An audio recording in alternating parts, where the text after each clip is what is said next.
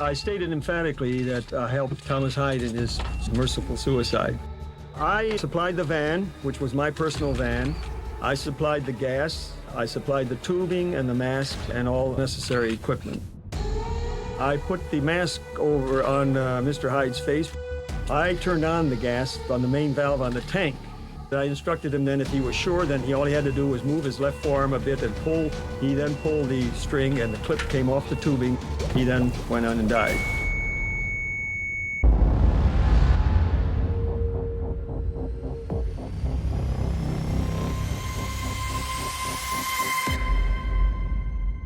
The 1990s saw their fair share of salacious crimes and gripping trials, from O.J. Simpson to the Menendez brothers.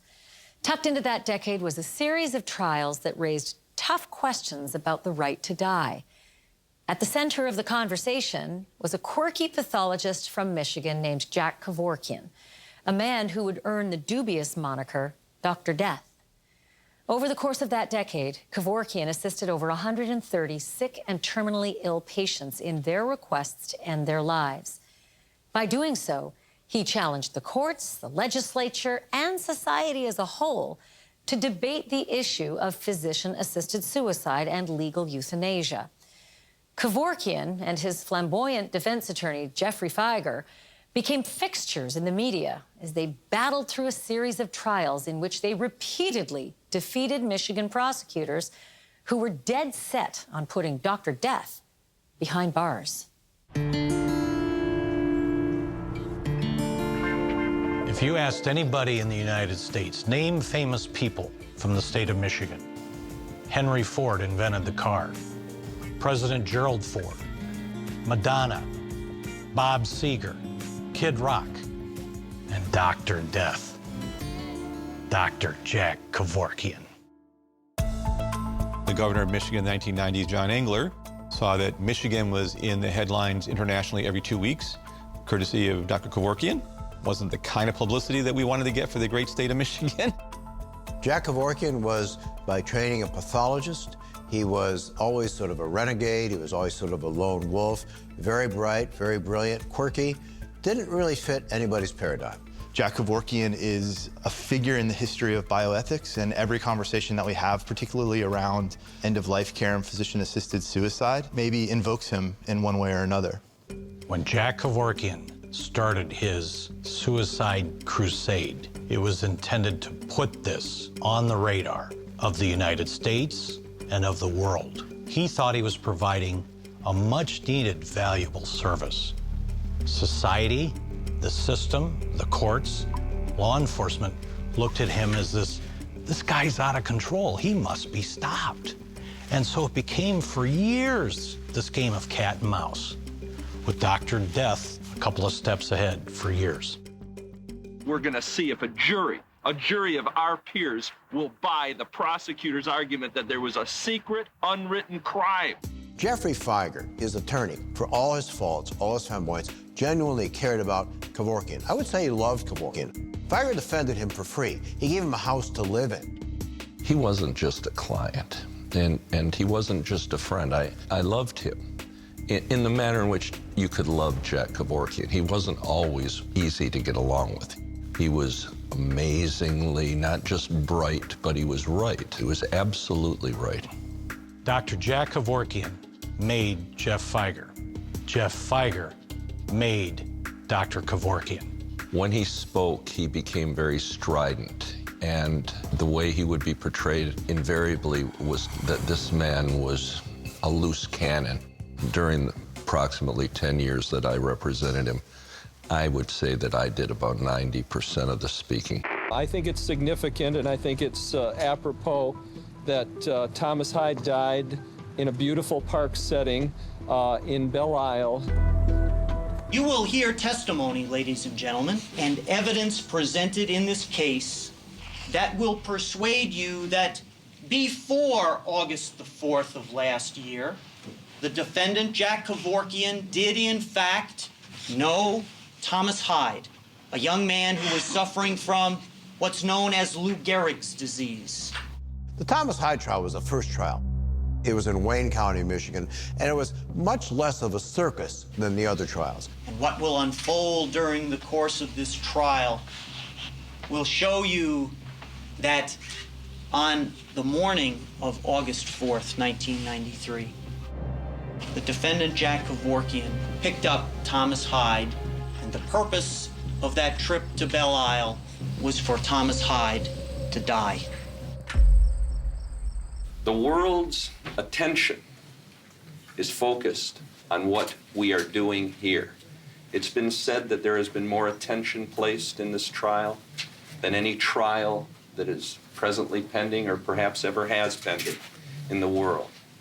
You are charged with deciding in this case whether there has been a violation of Michigan law, which there hasn't been. But you are also deciding one of the great issues of human rights and the struggle for human rights and the struggle and the consideration of whether all humankind has the right and is permitted under law to make decisions as to how much suffering he or she must undergo before we finally, all of us, go into that good night. We have the tape, because a picture sometimes does say 1,000 words. Tom Hyde himself talks to each and every one of you now from the grave.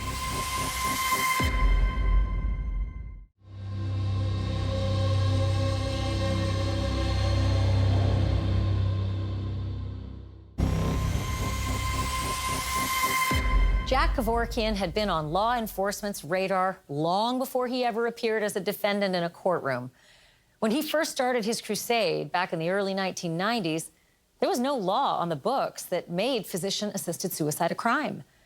Kevorkian was repeatedly charged with murder, only to have those charges dismissed. In 1991, his medical license was revoked, and in 1992, the Michigan State Legislature passed a law banning physician-assisted suicide, a move that set the stage for Kevorkian's first trial in 1993, after he helped a 30-year-old ALS patient named Thomas Hyde end his life. Officer Banks, let me ask you to think back to last summer, specifically Wednesday, August the 4th of 1993. Can you tell us, please, were you working that day as a Detroit police officer? Yes, I was. Can you tell the jury, please, during the course of your work that morning, did you ever see a Volkswagen van at all on Belle Isle? Yes, I did. The suicides early on were very strange.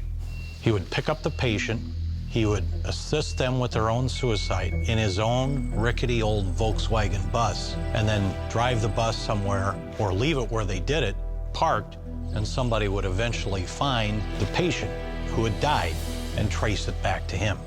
Pulling up to Riverbank, and I saw the white van driving down Riverbank towards the bridge, and I beckoned to my inspector to let him know that that was the van that I saw, and I pulled the van over, and Dr. Kevorkian was driving the van. Describe what you saw inside the van for us, Inspector. I observed the body of a white male with a mask over his face, with a tube leading to a canister in a cardboard box.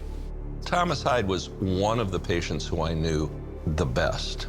He suffered from a horrible disease, Lou Gehrig's disease. ALS is a disease of the primary motor control system. It's often called Lou Gehrig's disease. Lou Gehrig hit 340 the next year he couldn't hit, took himself out of the lineup, and he was dead about a year and a half later. And what's the final result of ALS? It's uniformly fatal. One of the horrible things about Lou Gehrig's disease as it progresses is it ends your ability to swallow and you suffocate to death. But it does not affect your brain, so you are fully mentally aware of what's going on. That's a horrible, horrible way to go. Tom came home from work, and it was about 1:30. It was a beautiful day, and I'm thinking, wait a minute, you work in landscape, it's a beautiful day, it's 1:30, why are you here? And he was walking up our walk, and he started crying. And he said, I couldn't hold my hammer today, Heidi. and he couldn't squeeze it in his hand. He couldn't tell his hand to squeeze the hammer. We left the hospital that day with recommendation for hospice. What was your understanding of what hospice was? It meant that Tom was gonna die. And they couldn't do anything for him. We have the tape. Because a picture sometimes does say 1,000 words. But Tom Hyde himself talked to you. And he talks to each and every one of you now from the grave. The videotapes were very important.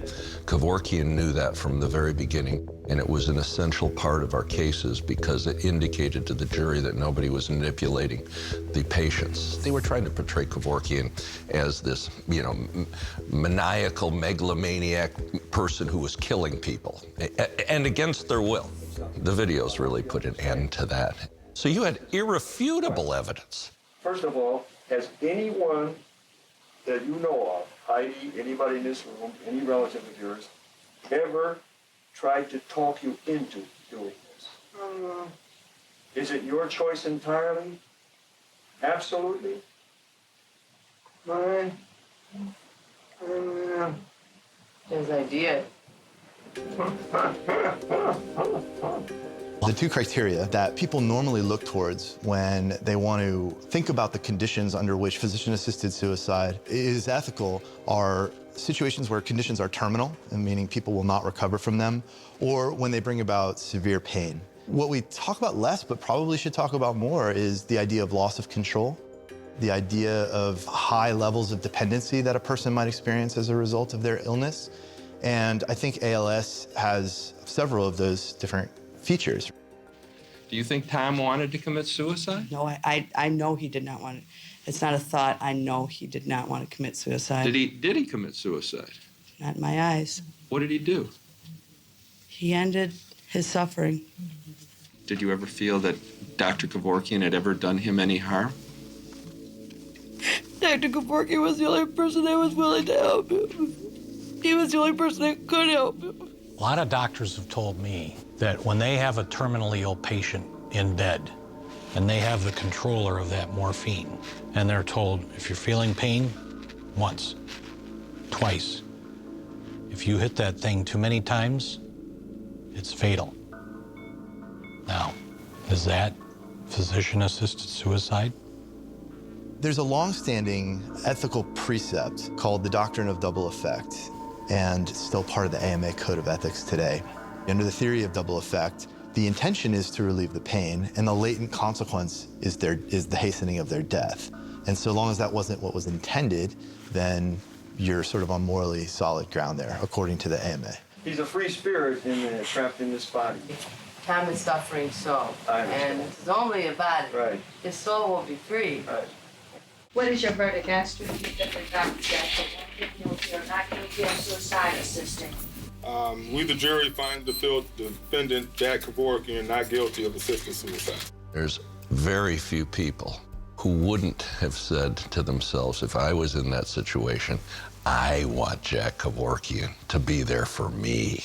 And what was the purpose of the meeting, Jack Kevorkian? The situation of my mother's suffering. Committing suicide? Yeah, ending her suffering. Okay, by ending her life. Yeah, that would be the way.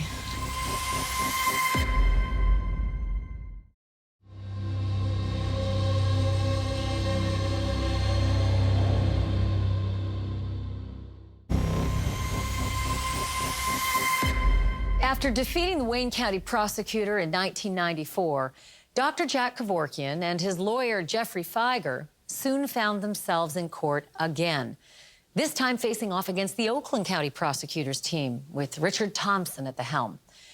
Kevorkian had violated the law again by assisting a widowed ALS patient named Miriam Frederick in her suicide. This trial is not a debate on the merits or lack of merits of assisted suicide. If there's going to be a debate on that subject, it's got to include all the people of Michigan. Not just the defendant, not just the prosecutor, and not even just you. In Oakland County, I think the prosecutors were very brutish, and they were not very effective. Jeffrey Feiger, Kevorkian's lawyer, was extremely effective. Do you think that there's a law that could ever be passed, including this law, to make people suffer in a free society? No. This law doesn't outlaw assisted suicide. This law only outlaws somebody helping somebody else for having a bad hair day, or saying, I'm just fed up with life. This law does not prohibit caring physicians, doctors, from helping people who are suffering and dying and who are mentally competent end their suffering in the only way possible. The defense of every case is about the patient and that the patient made their own decision. So Kevorkian could not have committed a crime and did not commit a crime because the patient ended their own lives. Dr. Kevorkian didn't do anything to them. Jeff Feiger saved Kevorkian from the legal system many, many times. First, the patient is on my right, Marion Frederick, who's had a diagnosis of ALS, or Lou Gehrig's disease. And to her right is her daughter, Carol. They would show the entire videotape of his consultations with these patients, where he would send them to their doctors. And in a lot of cases, doctors were not serious about pain management in the early 1990s. The doctors wouldn't give these people the time of day. And what was the purpose of the meeting, Jack Kevorkian? To discuss my mother's condition and our feelings a little bit. I'm sorry, I didn't hear you, ma'am. And our feelings about it, and just a general feel for the situation. Okay, what situation was that? The situation of my mother's suffering and agony. Okay, and it was to discuss the possibility of your mother committing suicide, of ending her life. Yeah, ending her suffering. Okay, by ending her life. Yeah, that would be the way. AMA certainly didn't want the country, our country, or the world to think that Jack Kevorkian was the face of end-of-life care in our society, and that there were other ways of looking at this and dealing with this and handling it. This whole notion that we take for granted today of patients' rights, certainly of patient autonomy, our own personal right to define how we want to live and what is important to us, is really an invention of modern medicine and modern bioethics. Would you describe to the court and jury what any patient can do with regard to terminating the procedure prior to the final possible complications? Yes, it's my unwavering policy to constantly question the patient, and constantly, almost to the point of nagging, suggest that they not go on. Not go on with what? Not go on with the procedure. I understand now that you are you consider your life quality of life quite bad. Is that correct? This is yes, this is no. All right, what is yes? Show us yes again. That's yes, and what is no? That's no, okay. Your mother sent a letter to Dr. Kevorkian. Would you, for the record, please read what the letter says to Dr. Kevorkian? My dear doctor, I would like to establish contact with you because I see my options disappearing. I'm a 72-year-old widow who was diagnosed to have ALS. She has to lie down? Yes. There is a possibility that she could get a tracheotomy, but she didn't want that because she sees that as prolonging her life and prolonging her torture. She didn't want to feel like being a burden. I kind of felt like she'd lived her life and she was real comfortable with this decision. She even said this to me, that she raised 5 children that she was proud of, and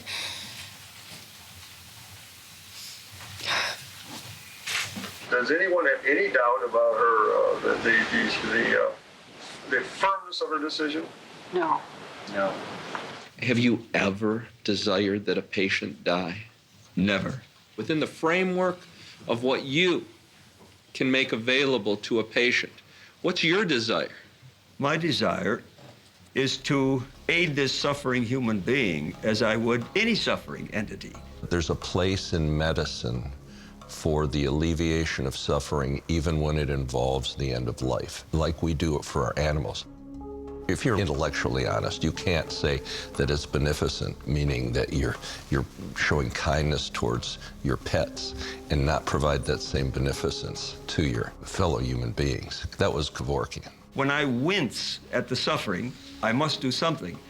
Even if I didn't wince as a physician, I must do something, despite any of my own philosophical ideas.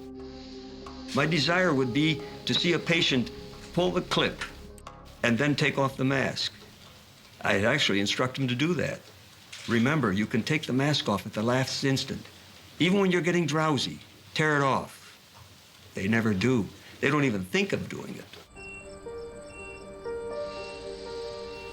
It's hard to imagine that it was a very beautiful time. Tell us, why? Because we knew she was getting what she really wanted. It was like our gift to her. It was an unselfish gift. And we knew she was happy about her decision. Members of the jury, with regard to case number 93-1298-32FH regarding Marion Frederick, what is your verdict? Not guilty. There will be silence in this courtroom. Everybody over the age of 50 knew someone who was kept alive physically long after they had any quality of life. And they showed those videotapes, and there are these people saying, I wanted to die, I couldn't stand my existence anymore, and that was it. No jury's going to convict them after you look at that. You'll learn through the facts that Mr. Medelsky covered up a murder when his brother murdered his wife on the toilet. Objection!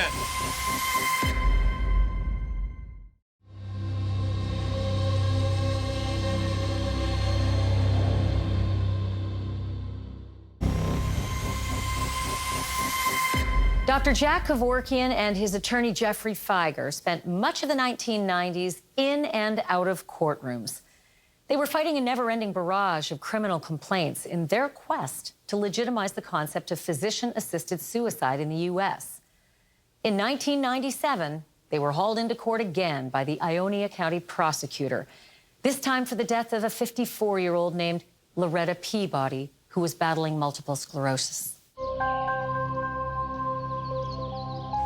I am the prosecutor, and as the prosecutor for this county, it is my job, my duty, my burden to go forward and present evidence to you, which will show you what happened on August 30th of 1996 in the city of Ionia.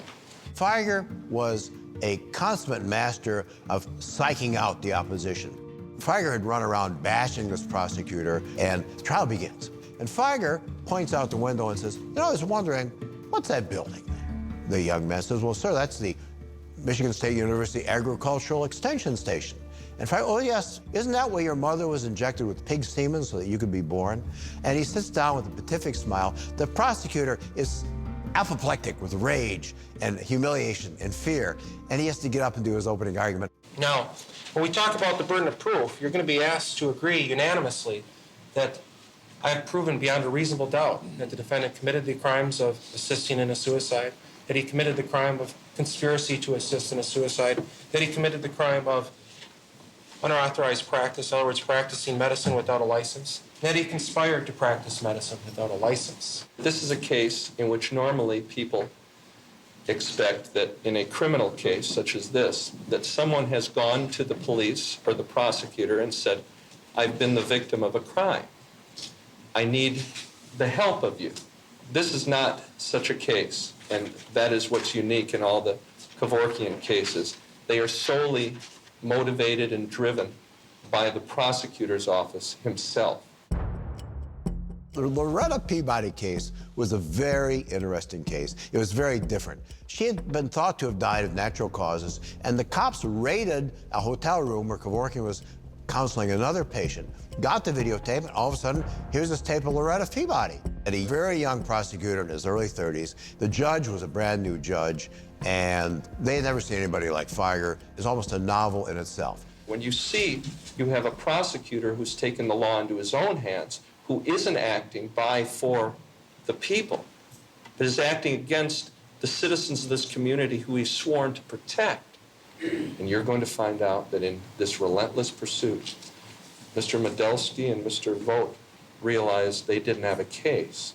because Loretta Peabody died of natural causes, and on her death certificate for the past year, it said she died of what's called medullary failure. Her brain was severely diseased with a disease called multiple sclerosis. Last Thursday, 4 days before the start of this trial, they altered the death certificate.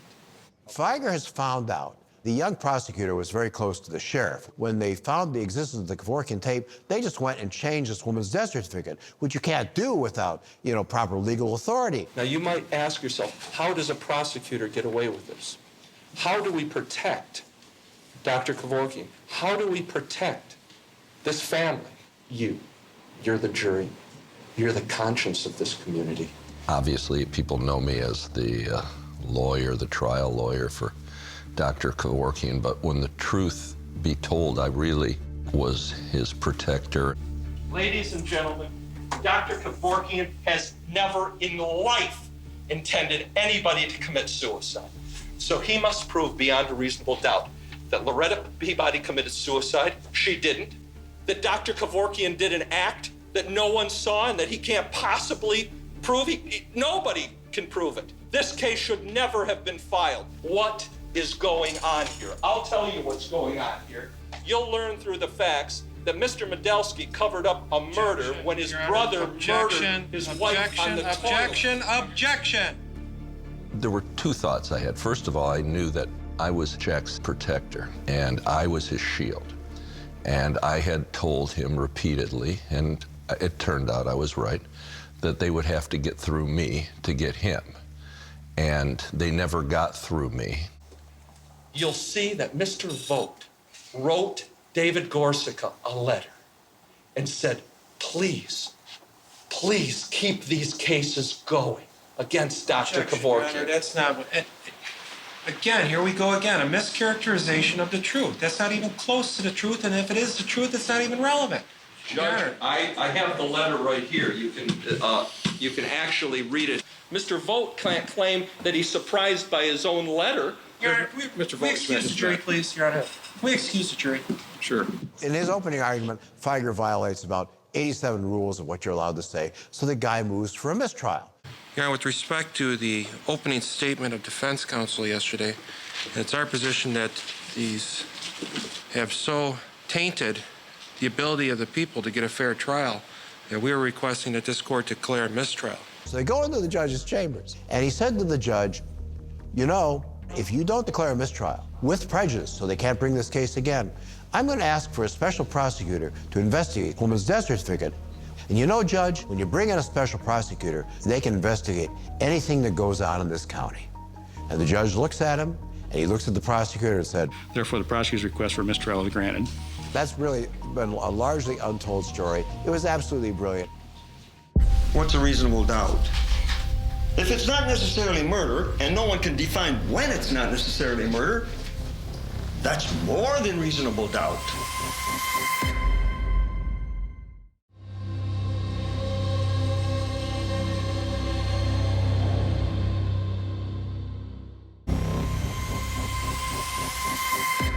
By the time 1998 rolled around, Dr. Jack Kevorkian had become a household name and had earned a reputation for winning in the courtroom and engaging in increasingly bizarre antics, the last of which saw Kevorkian crossing the line between assisting in suicide to becoming an active participant. On September 17, 1998, Kevorkian videotaped himself administering a lethal injection of drugs into Thomas Yauk, a 52-year-old patient suffering from ALS. The procedure ended Yauk's life. Kevorkian called it euthanasia with informed consent, but Oakland County prosecutors called it murder.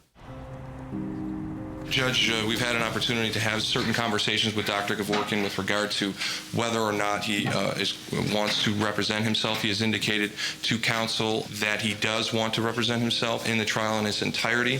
During the trials, and I know Gallup was doing polls, he was the third most famous person in the world, not just in the United States. Jack was a little jealous that I was running for governor and people weren't paying as much attention to him. And we had made an agreement that he was not going to do anything goofy. when I was running for governor. And then he says, "You're not going to represent me anymore. I know how to do it." Do you understand, sir, that you are charged with first-degree murder? Yes. Do you understand, sir, that in terms of representing yourself, that this is a very formal proceeding, and what sometimes looks very easy, looks easy on television, and it looks easy to outsiders, is not at all easy? Yes. And do you understand that you may not disrupt or inconvenience the court? I'm here by my own invitation. I'll act like the guest I am. And that means you will follow my orders and my procedures. As a guest. Well, it's more than a guest. You're here as a defendant, sir. But as a guest, propriety will be observed. Jack Kevorkian knew what a show was. He walked into court in Oakland County once in a stockade with his head and his arms sticking out. Another time he showed up to court with a powdered white wig on as Thomas Jefferson, because he thought he was the victim of the legal system. And I'll accept your waiver. Brilliance and common sense don't necessarily go together. When I watched that trial, I watched a man who wanted to be convicted. I said, "Dr. Kevorkian, I think you're going to end up in prison." And he said, "I don't care. I have to raise the level of debate. We have to start talking about euthanasia." This is a murder trial. This is not an assisted suicide case. Tom Yauk didn't kill himself with Jack Kevorkian's help. Jack Kevorkian killed Tom Yauk by injecting him with drugs. You know, we wouldn't even know that Jack Kevorkian killed Tom Yauk at all, except for the fact that Jack Kevorkian videotaped the killing. He videotaped the killing, and then he took it to the CBS network, and he gave it to them. And they aired it on their program, 60 Minutes, in November, to millions of people all over the country. In the case of Thomas Yauk, the last case that he did, Jack Kevorkian came to me. He said, "I've done euthanasia and I want the world to know about it. What's the best way for me to do that?" And I said, "You know what? I know Mike Wallace at 60 Minutes. This could never be a crime in any society which deems itself enlightened. You killed him. I did, but it could be manslaughter, not murder. It's not necessarily murder. So the question is, what was my intent? Was it to kill? This is the question. I don't know who else would know it but me, but evidently the prosecutor assumes he does. And he's going to ask you to infer that same thing from watching the film. On Thursday, 16 September, and I'm going to have, Tom said he wants to go to. Tom, do you want to go ahead with this? Yeah. Shake your head yes if you want to go. That watching the film and watching the action going on and the result of the action, you deduce that was his intent, to kill Thomas Yauk. I can assure you, I don't have such an intent. I don't intend to murder anybody. Okay, Tom, we're all set. We're going to inject in your right arm. The debate about right to die doesn't begin with Jack Kevorkian. As early as 1975, you have a bioethicist and a moral philosopher named Jim Rachels, where he really convincingly argues that active voluntary euthanasia is not morally distinct from what was at the time called passive voluntary euthanasia, that giving someone a lethal dose of a medicine to end their life compassionately was no different than withdrawing ventilator support or feeding tubes and allowing them to die from a moral point of view. When Jack Kevorkian injected Thomas Yauk, he definitely took what he was doing to a new level. Whether he crossed the line then, I think he had been crossing some lines already.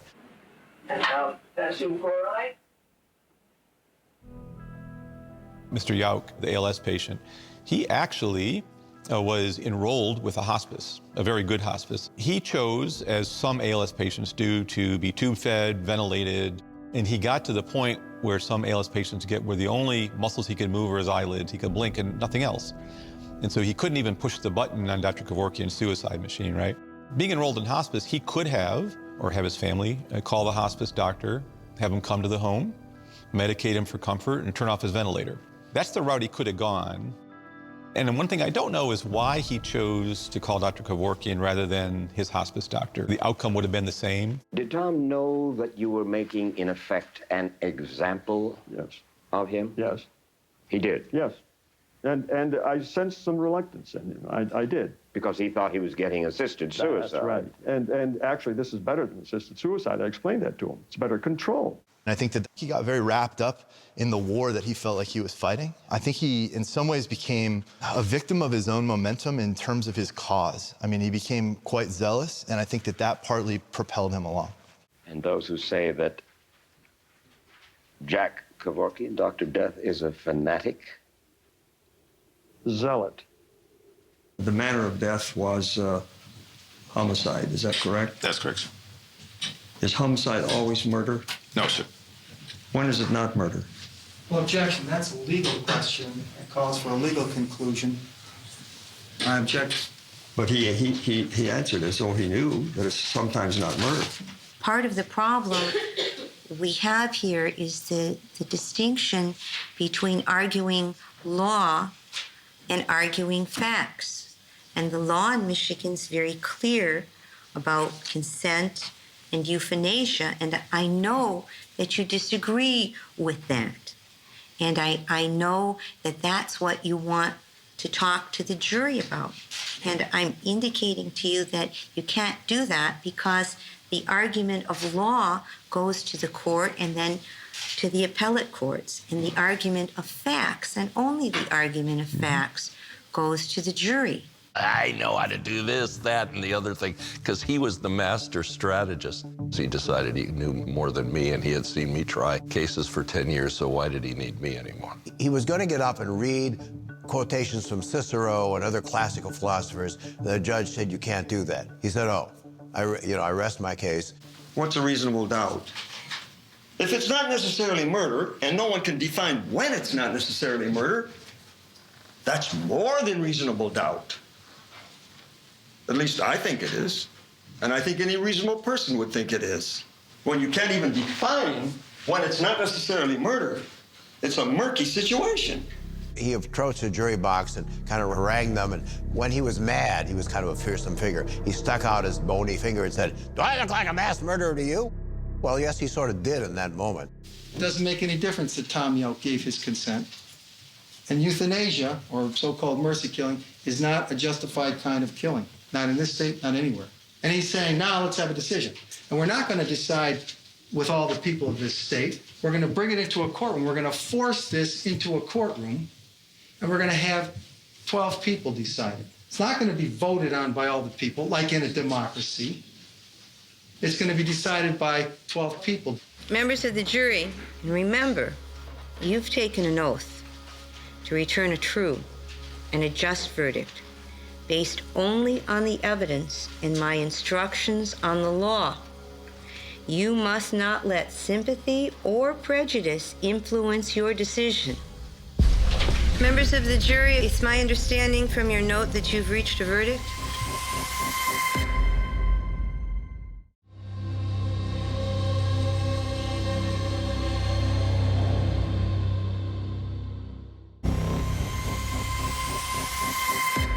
By all measures, Dr. Jack Kevorkian was a risk taker. He took risks when he assisted over 130 people in their suicides. He took risks when he videotaped himself injecting Thomas Yauk with a life-ending cocktail of drugs and then taking that videotape to the 60 Minutes news program. But defending himself in court might have been the biggest risk of all.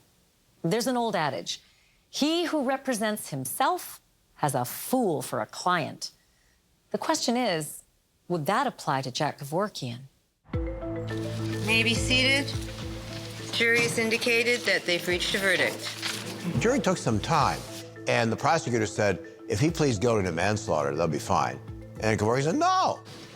Members of the jury, it's my understanding from your note that you've reached a verdict. We have. With regard to count one, what is your verdict? Now, one is guilty of lesser charge of second-degree murder. And with regard to count two, what is your verdict? Guilty of delivery of a controlled substance. He had me for 10 years. He had me through 6 murder trials and untold other legal proceedings. It was just me. He can't be me. I'm quite certain I could have gotten him off again. This is a court of law, and you said that you invited yourself here to take a final stand. But this trial was not an opportunity for a referendum. The law prohibiting euthanasia was specifically reviewed and clarified by the Michigan Supreme Court several years ago in a decision involving your very own cases, sir. So the charge here should come as no surprise to you.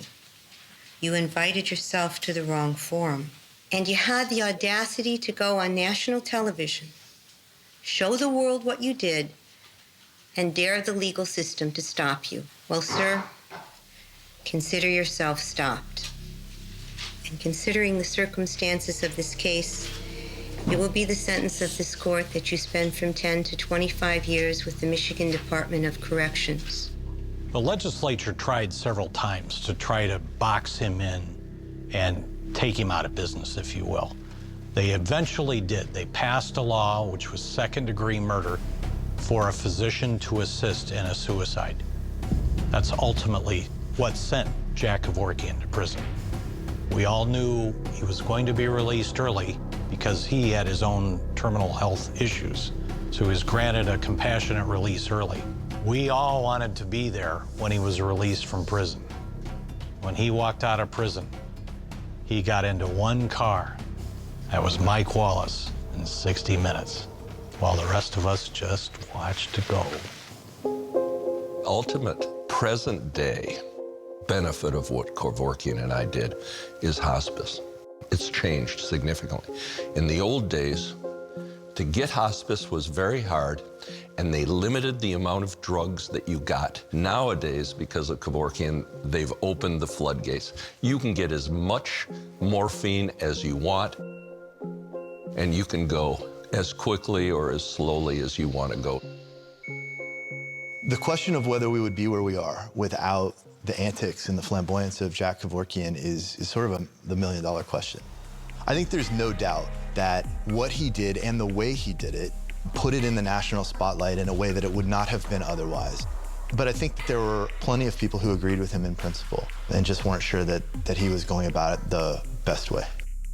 You know, I think that Jack Kevorkian was both the movement's best and worst messenger. I often thought that if Jack Kevorkian had dropped dead of a heart attack after his last victory in the Oakland County trials in 1996, his reputation would be much, much different than it ended up being.